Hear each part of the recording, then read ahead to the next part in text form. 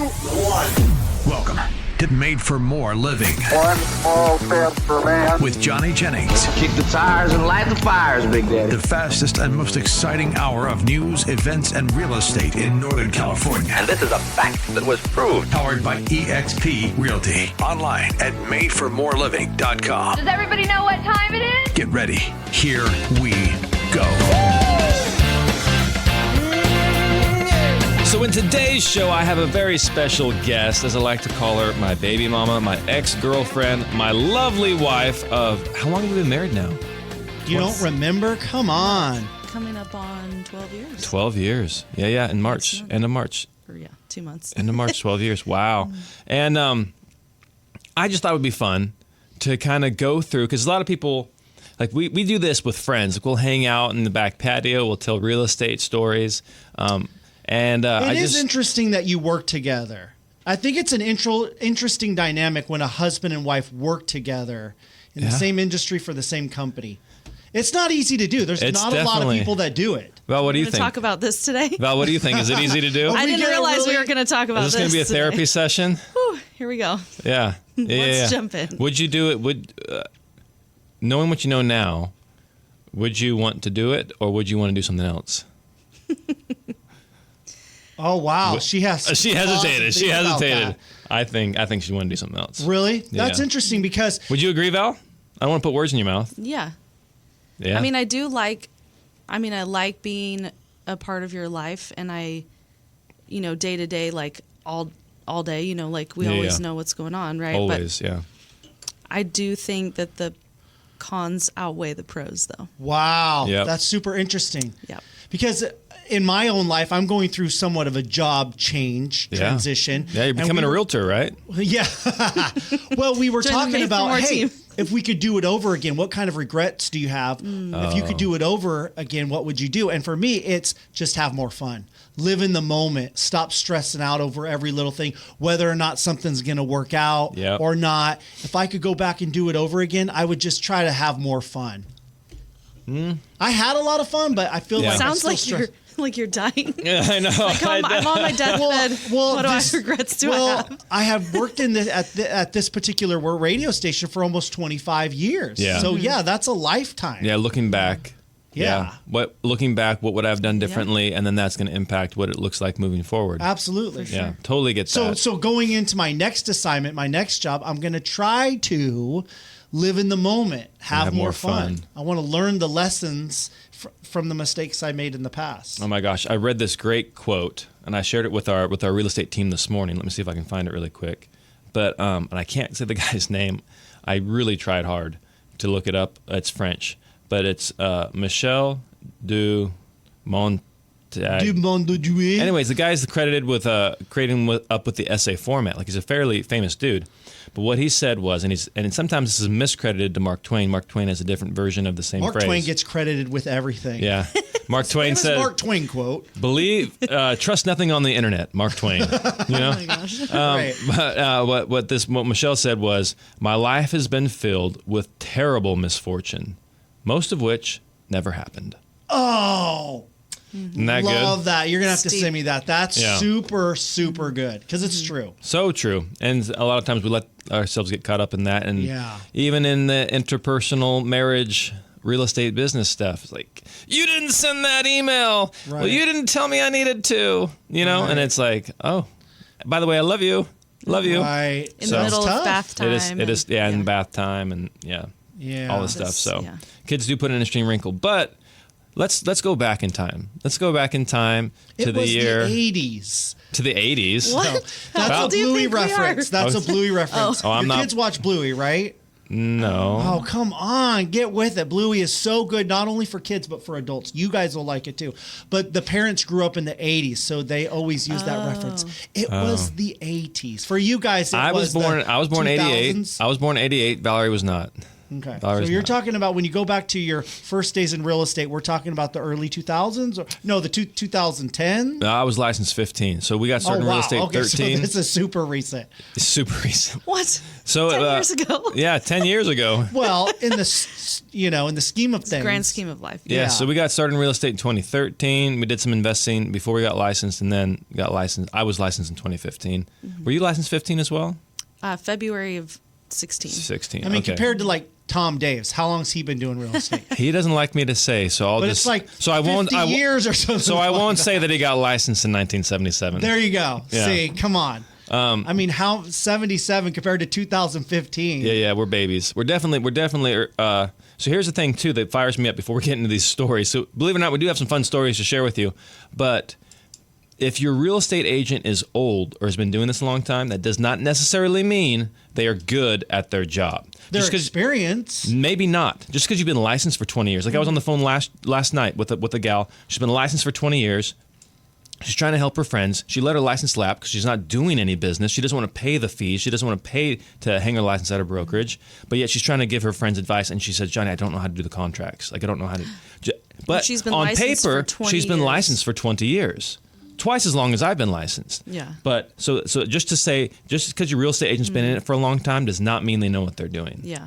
So just throw that disclaimer out. What I look for, if you're looking for a real estate agent and you are interviewing people, if I was interviewing somebody for like a family friend in, let's say they're moving to Texas, right? I would look for somebody that has a track record of success recently, that has 5-star reviews recently, that has an updated plan on how they can help their buyer purchase a home at a great deal right now. Like I want to hear the plan. I want to hear how this has helped out people. I want to see the evidence on the reviews. Same thing with sellers. So just because you've been licensed and you've been hanging it somewhere for 20 years does not mean that person is a good real estate agent. Right. That makes sense? I hear what you're saying. I think some people get nervous too when they meet a new real estate agent or someone that's young. Oh my gosh. And they feel like, well, this person obviously has not sold many homes. They are probably inexperienced. I want somebody experienced. Yep. Your typical realtor sells like 98% of realtors sell fewer than 1.5 homes a month. That averages out to 18 homes a year. So But let's just say that's not a lot of homes. Yeah. That's not a lot of homes. Right. And so for Valary, how old were you when you were licensed? 23. You were licensed at 23. Mm-hmm. She got her broker's license as quickly as quickly as the state would allow it because she was 25, 26 going into people's homes and they're like, "Are you even old enough to have a license?" Yeah, they didn't. Wait, how old were you? I was 23 when I started, 25 when I got my broker's license, because I can't tell you how many times I was sitting in the living room with a seller and they're like, wait, why should I trust you with my biggest asset and this huge amount of equity? You know, you don't even know what you're doing. You're a baby, you know? Like, I get it. And so that's what I got my broker's license, was to go, hey, I'm a broker. I do know what I'm doing. I've sold hundreds of homes and I have my broker's license. You can trust me. And I feel like that did help a little bit with the new person. The young person. That's tough. Yeah. So what would your advice be for young people who feel like they have to prove to themselves, especially to older folks who are selling their home and they feel like, here comes this young whippersnapper. You know, how can I trust you? What would be your encouragement for young people that feel Yeah, we have agents on our team that 18, 19, 21 years old and that have sold a number of homes. And so we give them the same advice that we used, right? Because we weren't 18, but we were relatively young. And what we end up telling them is leverage the team's resources. Like that. That's smart. So join a team and use their resources. Like if it means me going on an appointment with you, or you using, you know, this experience of the other team members to get deals done, you know, I think that's really important to have people around you that know what they're doing. And you don't feel like that's a when you're burden on you to go out and do that and help them? No, I think what we're here for. that's the team leader's job. Yeah. So for example, I recently went. An agent on our team. She's not like 19 years old, but she's like, Johnny, I'd like some help on this process. And she's like, can you go on a listing agreement or a listing appointment with me? It's going to be Friday morning, and they might be looking to sell 2 homes. I was like, yeah, absolutely. I'd love to show 2 homes or go on 2 listing appointments with you. Let's do this. She goes, okay, great. I set the appointment for 9:30. By the way, and she paused. They're in Modesto. And so that's like, for people listening, that's like an hour and a half, 2 hour, one-way drive. One way, yeah. And I'm like, okay, well, let's lead with that next time so I can allocate my time appropriately. Absolutely, I'm in. I'm Let's in, do 100%. it. I'm there. But we went down, we conducted the appointment, and we got both listings signed. You know, and Nice. if she had done that on her own, she would have been less likely. They would have been less confident in her abilities because she's maybe not familiar with the area. She doesn't have a track record of success. But then you sit down with a broker like myself and her. It's like, hey, you get me and this agent. Yeah, love that. And so that's how we would recommend. I think that's a overcome it. key ingredient to success in any industry is leveraging team, leveraging experiencing, leveraging information. Don't try to do it all on your own. Absolutely not. Do not try to do it all on your own. Talking about looking back, like your 25 years with the fish and looking back, my 10 years looking back in real estate, I would have wished I would have leveraged people and asked for help earlier rather than try to figure it out myself. Yeah. I wasted a lot of time and money figuring it out on myself. Why was that? Why? Pride. I would say a lot yeah. of pride. Pride's a big one, and honestly, like a lack of resources. I didn't think I had the ability to ask for help. I thought it would cost more than it really did. So when you bring on new team members, you make sure you emphasize, hey, it's okay to ask questions. It's okay to tap into the resources that we have. Absolutely. And it's, yeah, go ahead. I'm mad. Like, I'm not, maybe mad's the wrong word. I'm frustrated if they're not. Yeah. So if somebody is asking questions, if they're constantly saying, hey, what about this? What about this? How do I do this? That means they're actively engaged and they're trying to build their business. Yeah. If I never hear from you and you're a brand new agent, you don't know what you're doing. So what is it you're doing? Because I don't know. Because you're not reaching out at all. So what we always say is, do not suffer in silence. Don't suffer in silence. Let me know how we can help you. We have admin staff that's here to help you. We have an appointment setter department that's here to help you. We have people in-house that are here to help you. We have an amazing broker support system that's here to help you. But if you don't ask for help, we won't know that you're struggling. So that's what we tell new agents. Show up. Yeah, show up. So, okay, this is a fun story. We'll segue a little bit on here. Valary, so you know Brent Gove. For those of you listening, Brent Gove, he's a legend in the industry, sold thousands of homes, was on a radio show for a long time. He was the first one to really cross over to EXP. He was really promote. Pivotal in the growth of EXP and how Now you see it everywhere, but he was one of the first. You know? You've heard of this EXP? What does that even stand for? You've heard like the Trump bump before, like the stock market went up because of Trump. Well, if you look at at EXP's growth chart, you can see when Brent Gove joined, because then all of a sudden it spikes up, Right. And anyways, so Valary, he was talking about, hey, if you want to be successful in real estate, you have to model people who are successful. Be like Tom Daves, be like Valary Jennings. Go up and talk to them, ask them, and see what it is they're doing that helps them be so successful. Sure. And so a man walked up to Valary after that meeting and was like, what did he say, Val? Do you remember? Yeah, he's just like, what do you need to do to be successful? Like, he just asked the question, right? And I said, don't say no. And what did you mean by that? So it sounds kind of dramatic, I guess, but it's really like taking any opportunity that's been given to you, because in this business you have to create opportunities, but there's also opportunities that you have that maybe don't look super desirable. So it's not like, oh, I have this beautiful $1 million open house down the street from where I live, super convenient, I'm going to get all these buyers to walk in, right? That's unfortunately not reality of how all of your open houses are going to be. Yeah. Sometimes it means driving to Elk Grove or driving to Folsom and, sitting in those markets that may not be right here in your backyard and holding houses open there, because there's plenty of buyers that walk through open houses in any market, right? And it's just being open to those opportunities, or if it's showing a property in a city that you've never been to, or things like that, where it's just getting those experiences under your belt. And all of those are a little bit inconvenient sometimes. I mean, it's like going to work, right? It's never convenient when it comes up, when an opportunity arrives. Very rarely is it on a weekend that you're available. Is it very rarely in the morning or in a nighttime where you're like, oh, I have nothing else going on that like you have to shuffle your schedule around. Yeah. But I was kind of there for this exchange between her and this other person, and you could just see this person just became deflated. Yeah. Like they were hoping for suck the wind out of his sails. They were hoping for a silver bullet moment where it's like, okay, what's the secret sauce? And it's like, the secret sauce is work. But that's a good segue into how I got my first listing, which we'll touch on when we come back from the break. Okay. Okay, let's try and figure this out together. So you want to sell your home. Maybe you want to move out of state. Maybe you're retiring and you want to downsize. You want the most money possible for your home, but you want to sell it fast. Did you know that our friend Johnny Jennings with Made for More Realty, he can get you at least 3 cash offers. And again, it's not just him. He's got an entire team. They can get you at least 3 cash offers on your home in as-is condition. What does that mean? That means no showings, no open houses, nobody coming through your home and looking at your personal stuff, no need to do organizing and cleaning, no need to do those costly home repairs. Just 3 cash offers guaranteed on your home in as-is condition. How do you know Johnny Jennings can do it? How do you know you can trust this team? Well, one, they've been voted #1 team in Roseville for the past 3 years.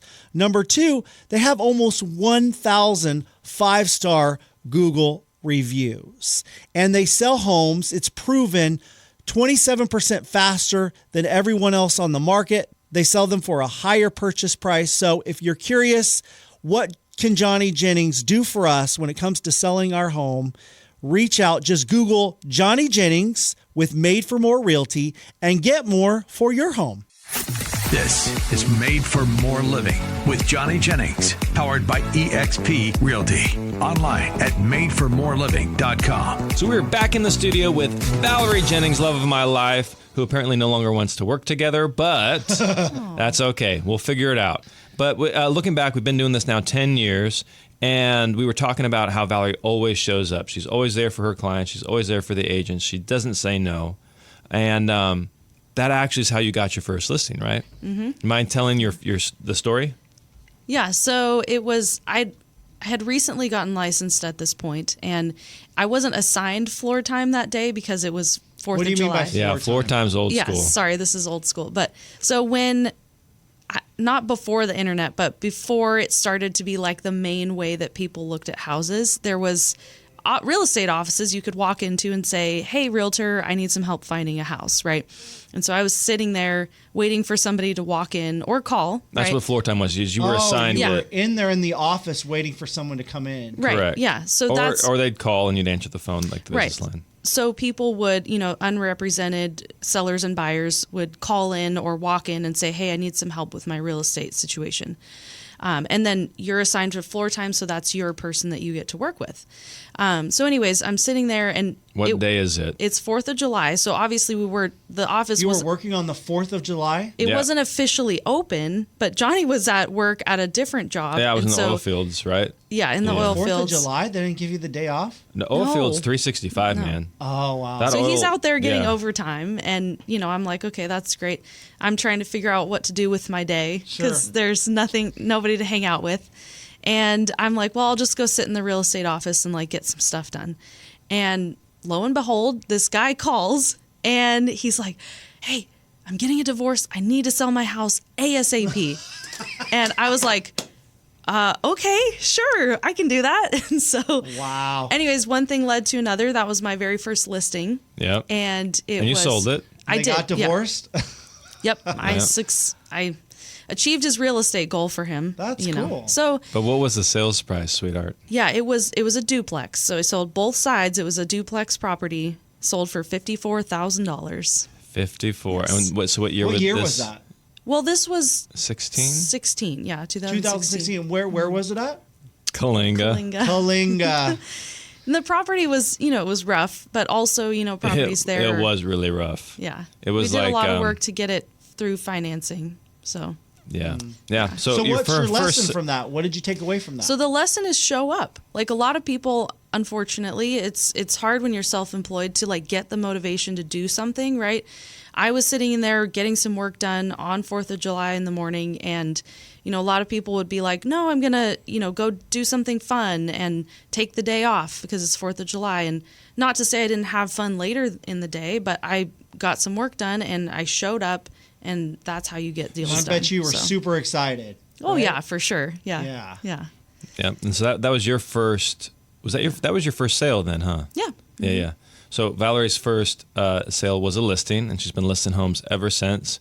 My first sale, we're not allowed Was to it talk also in about. Coalinga? We're not allowed to talk about. Your first listing though. Let's What was talk my about first that. listing? Do you remember? I don't know what. Oh no, that's also really sad. So my first listing, 272 Hoover Street, did not sell. 272 Hoover Street, Really Coalinga, sad. California. Coalinga, California, 93210. For Wait, those hold on. listening that don't know, we started our real estate career in Coalinga. That's Yeah. why we have all these stories. Coalinga. And for Coalinga. people who've never heard of Coalinga, they have no idea where it's at. You usually smell it on your way down 99, or is it 5? Five. 5, yeah.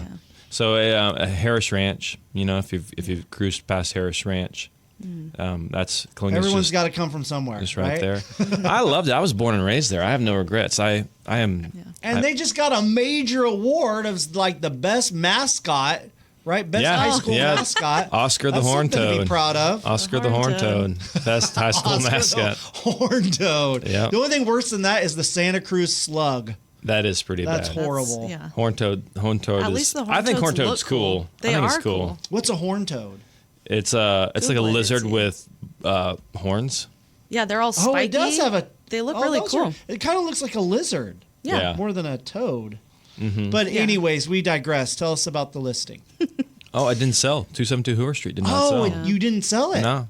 One of the How few long was homes it on- that Johnny has unsuccessfully. Yeah. How long was it on the market? I don't know, months. But It was probably a year. A at year? least. Wow. Yeah. Why couldn't it sell? Is it just the area? No, it was the price. So here's the thing: as long as our home is properly marketed, this is real estate. It is not rocket science. When price and condition align, homes sell. So if you want to get a premium on your home and it's not selling, well then let's improve the condition. So that way it aligns with the price. So maybe renovate the kitchen, do the floors, the bathrooms. Maybe make some repairs, some deferred maintenance. When condition and price align, a home sells. And this home, unfortunately, was just overpriced. So, did you have those conversations with him and say, "Hey, It's been years now. I'm pretty sure I did, but I think they needed a certain number in order to make the sale happen. oh, Yeah. So interesting." So it's either reach this number or we're not selling. yeah, we can't We sell. can't. Yeah. Interesting. So that was my first listing did not go as well as Valary's first, but I did have a fantastic first, like air quotes, luxury. Right. Again, this is in Coalinga. What is considered luxury? Well, I mean, we thought it. We thought it was luxury. I So mean, I it's guess it's luxury just for. in the eye of the seller, Well, or the broker. the price point, the location, in the market, okay. right? And the it market, was, yeah. It was probably the nicest home on the market in Coalinga at that time. in Coalinga. Yeah. at the time. Yeah, it was a beautiful home, updated pool, waterfalls. Wow. Like hardwood floors, the whole 9 yards. Updated right? kitchens, yeah. Yeah, and so that was a beautiful home. That was good job, Johnny. Beautiful home. We got it sold. It was actually my boss in the oil fields. He trusted me Oh, nice. to list his house. He was retiring, moving. He's retiring, moving out of state. Yeah. And, the story we've heard many times since then. But what did it end up selling for? $296,000. $296,000. Above what you listed it for? I can't remember, but No, it was that like. was like the total sales price. But I'm just saying for $296, you got a 4-bedroom, 3-bathroom house with This a is what pool, year? water feature. 2017, Probably 17 maybe. Maybe, 16, yeah. 17, somewhere around there. So Coalinga, you can get a good deal, huh? I mean, the prices have gone up since then. They've gone up since then. Yeah. But it's an incredibly affordable market. So anyways, those are some of our firsts in Coalinga. And Valary and I moved up here in January of 2018. Didn't know anybody. We were with a different brokerage than the brokerage we are with now. And Valary hit the ground running, though. Valary is a rock star. She works hard. And you actually had a listing you had the first sale between the two of us up here. yeah.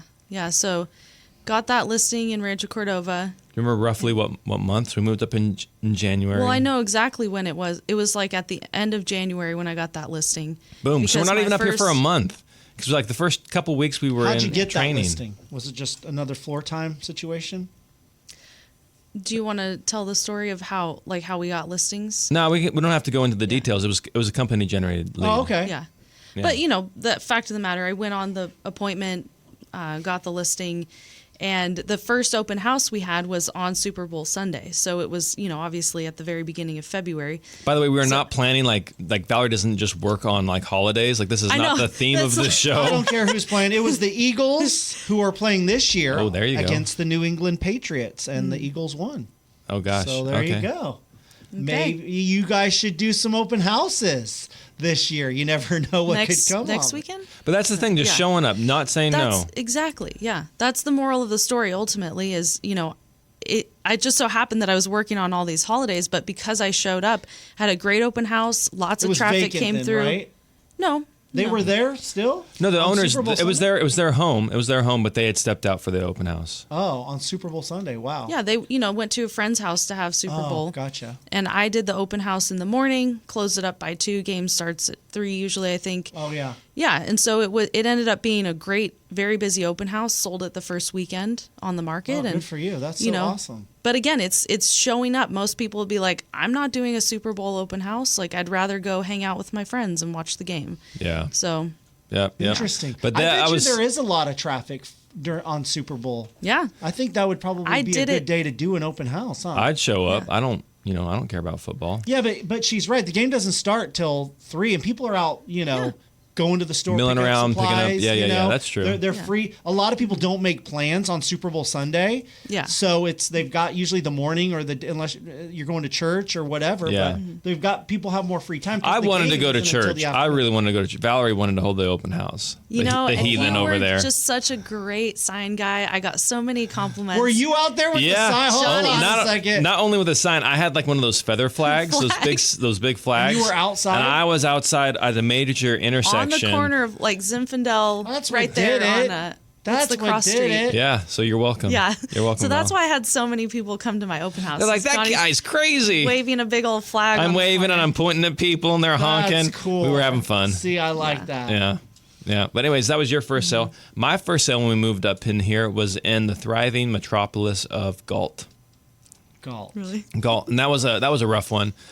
So this one backed up not only to a train track. So it was like literally there's this huge cinder block wall. Close to public transportation. Yeah, it had a huge like 13, 15-foot wall, a cinder block wall to help dampen the sound. But it was the train. But the house would shake when the train went by. You don't hear anything, you just feel it. Yeah. And but on the other side of the train tracks was a cemetery. And so like nobody wanted this house because it was between the train tracks and the cemetery. So we ended up selling it.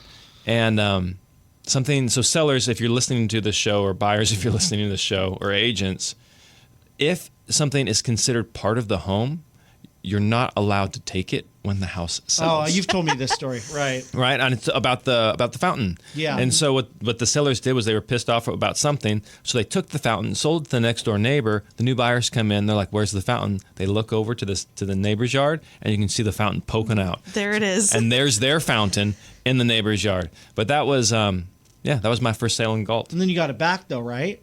No. Wait, were you the seller's rep? I represented the the seller. Yeah. Oh. Yeah. So the seller sold the fountain to the neighbors? Yeah. Well, did you guys had to do something? So this is a really good point. Mm-hmm. Really good point. Yeah. What a real estate agent's technical job is to facilitate the transaction. Okay? That is it. Transaction closes, we are not a part of this. Like, we are not legally allowed to negotiate between the buyers and sellers. Our license does not allow us to do that. And so if the buyer and seller now want to figure this fountain situation out, it's up to them to figure it out. Oh, really? I didn't know that. Mm-hmm. Yeah, what so if we there's are not an issue then? It's up to the buyer and seller to then figure it out. We are not allowed. Whether or not they have to go to attorneys. So typically, you don't get involved in that. Typically, it goes to mediation arbitration first. And then if they can't come to an agreement, then, it escalates. And then if it escalates, typically the person that's mad ropes everybody in. So I've never been sued, but I know people who have. And so like, let's take a different example. Let's say a house sold and the seller didn't disclose something. Yeah, this is a common one, the non-disclosure. So sellers that are listening, disclose everything. Disclose. So like the seller didn't disclose that every winter the garage was prone to flooding. Maybe not every winter it would flood, but most winters it would flood because of negative grading and just how the water would flow off of the property and typically flow into the garage. The seller didn't disclose. The agent didn't know. The agent doesn't live there, right? Sure. The inspection, it wasn't flooded when the inspection company came by, so they don't know that it's flooded. The buyer's agent doesn't know because, again, they don't live there. Mm-hmm. It's up to the seller to disclose that. And the seller didn't disclose that. And the buyer moves in. All of a sudden, she's getting all these flooding issues. First winter, flooding issues. Why is this not disclosed? She probably had somebody come out and go, hey, how do you fix it? They're like, oh, gosh, this is a real problem. This isn't new. This is based off the grading. This is based off of the drainage. Or the neighbor, they're talking to the neighbor, and the neighbor's like, oh, yeah, it happens to all of our garages every winter. Yeah, that's the only way you could seller prove of this house knew. They could deny it. Well, that's never happened to us before. Well, then they realized, oh, my gosh, in looking at the photos, you can go back sometimes and see, oh my gosh, there was watermarks pre-existing in the garage in the photos. We just didn't catch it. And so the seller didn't disclose, but now the listing agent is roped into a lawsuit. The buyer's agent is roped into a lawsuit. The home inspection is roped into a lawsuit. The only person that did anything illegal is the seller, but everybody else is now a part of this transaction. Because that's what the attorneys will do. So they'll just let's get everybody involved. Exactly. Come on in. Yeah. And so, so if you are, so as far as that fountain situation goes, they must have figured it out because, I didn't get roped into anything. Right, unless lawyers get involved and you're subpoenaed or something like that. Well, and the fountain probably wasn't worth a ton of money, and it's like legal fees versus buying a new fountain. Right. Which one's more expensive? Yeah. Well, at that point? I had a family, some friends of ours, they purchased a new home. And the seller said they would leave the washer and dryer. That was part of the agreement. Yeah. And then they go to look at the house, and the sellers are moving out, and they're hauling the washer and dryer out. And they're like, no, those washers and dryers are ours. And I think it was the fridge, too. And the seller said, no, we're not leaving that. And so it had to go through some different processes. And eventually the seller had to buy new appliances. Yeah. Well, that's in the contract. Well, yeah. And that's... Yeah. So again, that you can get involved, especially if it's like a final walkthrough situation where it's like it hasn't closed escrow yet, and the buyers are like, as a listing agent, I would be like, hey guys, you need to bring those back. Those are part of the contract. You can't just take them. That's something you have to leave for the buyers, right? And they, if they don't, then that's on them, and they're the ones legally responsible for not leaving them. That's a really good point. When we come back, this is something that Valary is very passionate about, and that is including personal property with a real estate transaction. Back after this. So one of our listeners, a nice couple in the Folsom area, they wanted to sell their home and move out of state. They were retiring. But in order to retire, to get the property that they had dreamed of, they needed a certain price for their home in Folsom. Who did they reach out to? Of course, the best. That's Johnny Jennings and his entire team at Made for More Realty. They were able to get this couple a great offer on their home, actually multiple offers above what they even listed it for, and in a record time for that neighborhood. And that's what happens when you work with not just Johnny Jennings, but the entire team, Valary and everyone at Made for More Realty. Hey, if you're curious, what do other folks have to say about Johnny Jennings and the team at Made for More Realty? Go on Google. Check them out. They've got almost 1,000 five-star Google reviews. You'll find out that they were voted #1 team in Roseville for the past 3 years. You'll find out that it's proven they sell homes 27% faster than everyone else and for more money than everyone else in your neighborhood. So if you're curious, what kind of offers can I get in my home? In fact, if you're curious how you can get at least 3 guaranteed cash offers on your home in as-is condition, no need to do costly home repairs, no need to do stagings or showings or get your home organized and clean, then finally do something now. Don't wait. It's time. Reach out to Johnny Jennings and the Tom Daves team at Made for More Realty, or you can go to madeformoreliving.com, madeformoreliving.com, and do what so many of our listeners have done and trust the selling of their home to Johnny Jennings and his team at Made for More Realty. Or if you're looking to buy a home, they can help you with that as well. They're going to find you a great deal. Again, just Google Johnny Jennings and Made for More Realty or madeformoreliving.com. This is Made for More Living with Johnny Jennings, powered by eXp Realty. Online at madeformoreliving.com. So we are back in the studio with Miss Valary Jennings, my lovely wife, and we are talking about personal property in real estate transactions. Valary, if you're listening, Valary rolled her eyes and she is not excited about this topic. She's like, why do I have to talk about all the not fun stuff? How would you define personal property? Ooh, that's a good question. Yes, good idea to start with the definition. So it's anything that's not affixed to the house or part of the property. So like a tree that is buried in the ground out in the front yard or the backyard, that's part of the property. What about a potted plant? That is personal property. A jacuzzi? Yeah. Okay. Unless it's like in the ground. If it's like one of those like pool spa combos. Even if it's wired into the house? Yeah. Personal property. Interesting. That's why there's a box for that to be checked on the RPA. She's nodding her head. Yeah. Yep. But potted plants, what about potted plants? Personal property. Even if they're like sitting on a drip system that you've installed and plugged into the house. The drip system is part of the house. The potted plant is not. Okay. What about chandeliers? Part of the house. Yeah. It's installed. It's what about TVs? Not part of the house. No. Well, what about the mounting brackets? Part of the house. Oh my gosh. Yeah. See, it gets it's very nuanced, convoluted. Yeah. But like if you've installed a reverse osmosis system in your water, like to help with if you've got rough well water or something, right? That's part of the house. You've installed it into the water system. You can't just pull out your reverse osmosis and take it with you when you leave. Mm-hmm. So, but where this gets interesting is where the seller may want to leave behind some furniture, like, for example, a huge area rug that takes over this entire living room, and it was made custom for that living room to cover the floor, right? Well, the buyer's like, great, I'd love to keep the rug because it works perfectly in this house, and I don't want to have to buy a new one.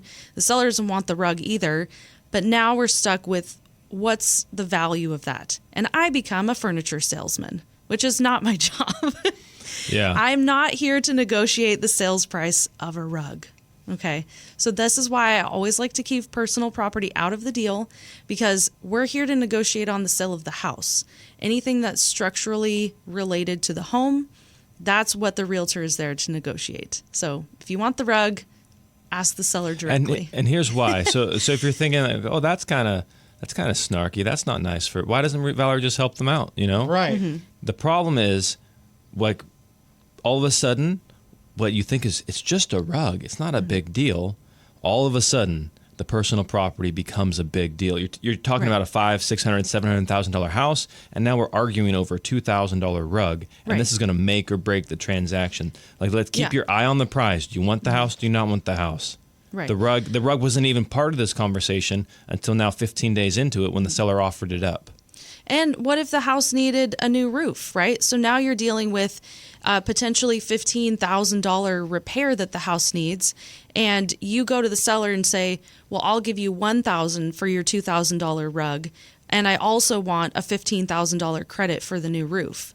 So now you've muddied the waters, because as a buyer's agent has to go to the seller and try to sell both of those things, and the seller is going to be like, no, I'm not selling you the rug for 50% of what it's worth, and yeah, forget it. I'm not giving you a new roof either, because you've made me mad. Yeah. And so it's like you could have had the house with a brand new roof if you hadn't been so tied up about the rug. This it's just, I see it end this way every single time. This isn't hypothetical, by the way. This isn't like fiction. This isn't like maybe this might happen. This is what happens, I would say 90% of the time that personal property gets involved. Yeah.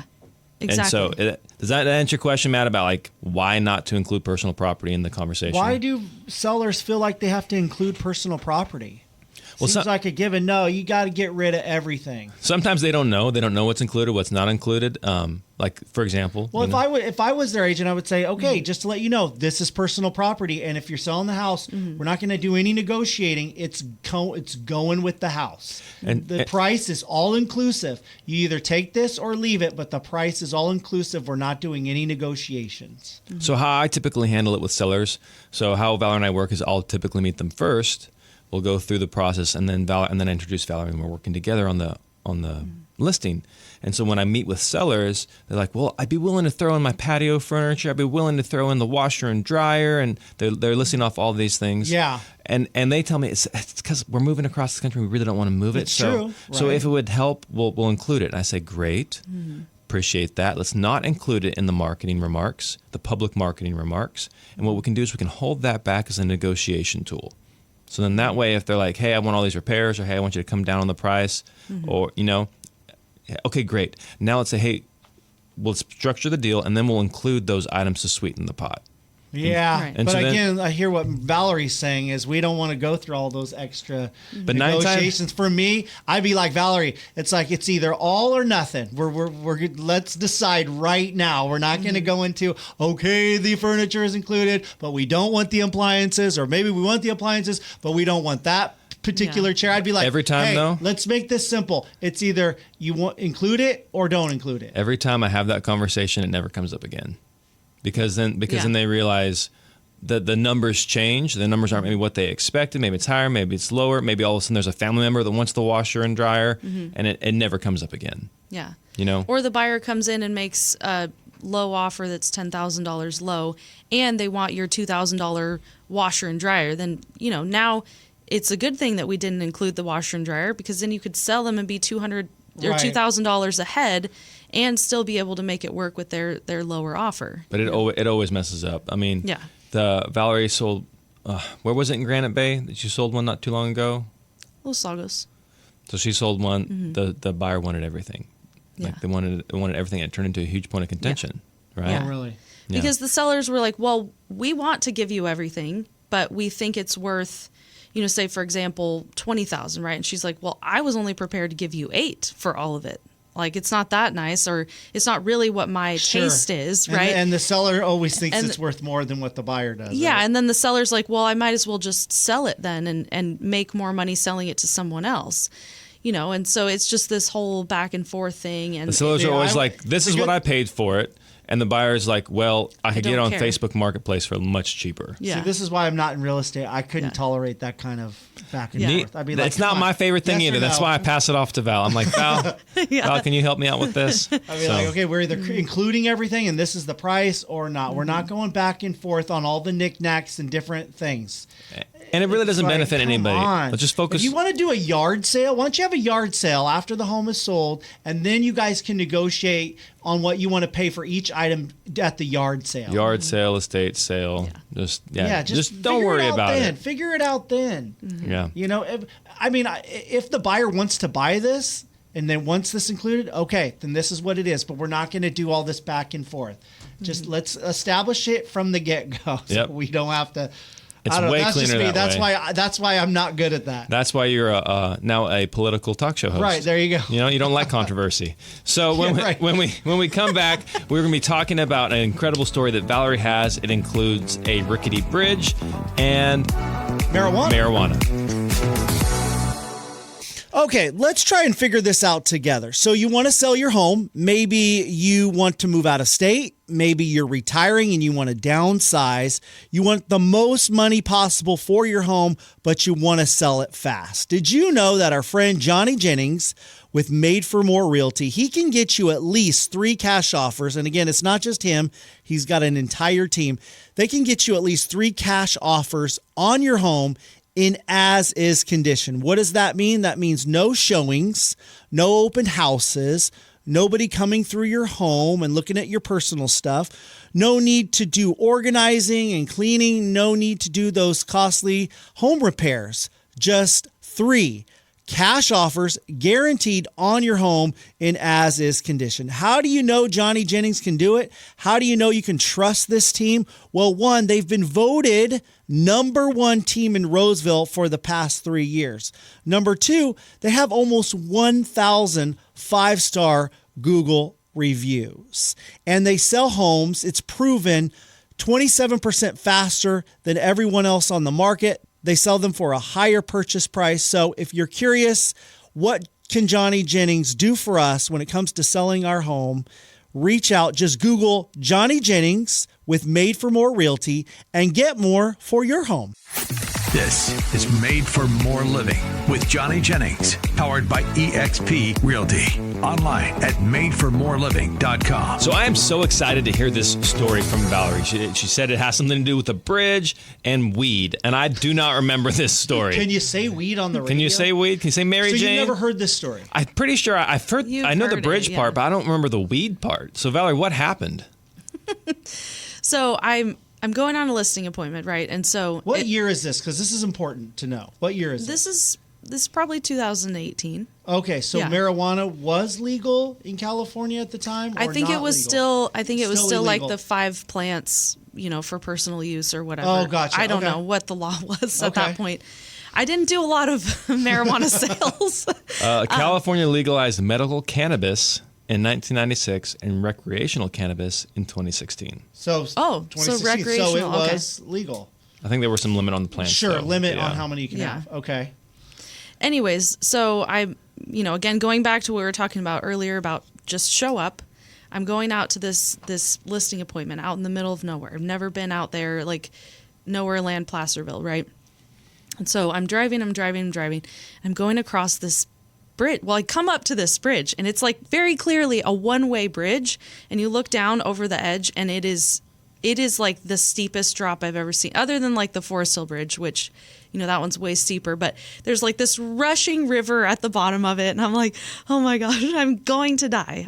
There's no way. I think you called me like, Johnny, should I go over the bridge? On the bridge, though, right? There was rails. There was rails, but it was like wooden. It was wooden, rickety, and a one-way. So what I'm like, town if is any this in? Somewhere in Placerville? Yeah, I think like Somerset area. Okay.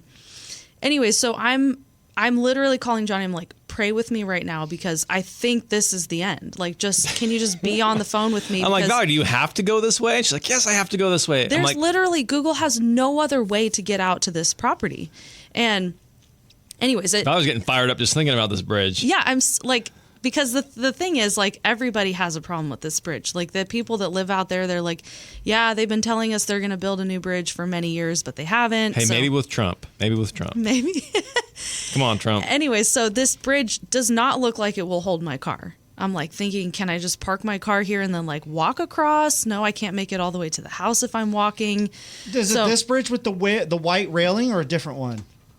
Yeah, the Mosquito Road Bridge. Yeah. Okay, the Mosquito Road Bridge. It looks very nice. It has a lot of charm. It must have been improved since you drove on it. They're looking at it right now. If you look down over the edge, well, don't do that. Just focus on what's ahead. It's a one-way. It is a one-way bridge. But it looks pretty sturdy. Anyways, from now that I'm more familiar with the area, I agree with you, Matt. But in the moment, she was freaking out. Sure. Anyways, you guys, I'm new to this area. At this point in 2018, I'm like, I've never been here before. I don't know what to expect. Now I would feel fine driving across it. Okay. So, anyways, I make it across finally after she sat there for like 15 minutes. I did. I had a ton of missed calls. Was there not cars behind you like, come on, lady, go? It's not really that populated out there. So, yeah, I think that's what ended up pushing me across because this PG&E guy came up behind me and he was like clearly trying to get through. So, anyways, I go across, show up to the house, taking a tour around. The family's really nice. Everybody's super friendly. But I'm going through my checklist of like all the things to look at and take notes on. And I was like, okay, well, the one thing we didn't see was, do you guys have indoor laundry? And they're like, well, it's not inside the house. It's in the garage. Are you sure you want to see it? And I was like, oh, man. I was like, are you sure I guess you want to see it?